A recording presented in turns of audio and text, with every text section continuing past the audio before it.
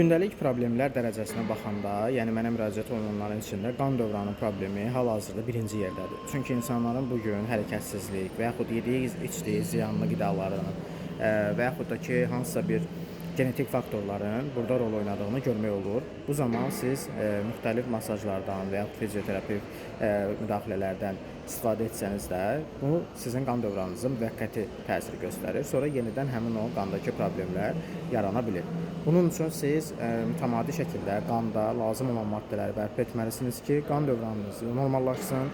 Boyundan beyinə gedən qan dövranında problem varsa, sümüklərinizdə, duzlaşmalarda, ümumi fəqərə sıxılmalarındakı problemləri aradan qaldırmalısınız ki, qan dövranını bərpa edə biləsiniz.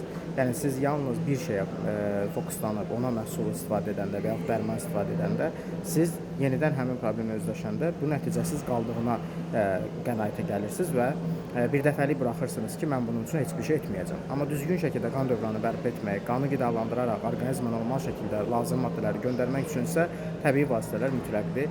Biodakı nömrə ilə əlaqə saxlayıb bu problemdən əziyyət çəkən şəxslər bizdən düzgün tibet proqramlarından bu problemi tam köklü şəkildə aradan qaldıra bilər.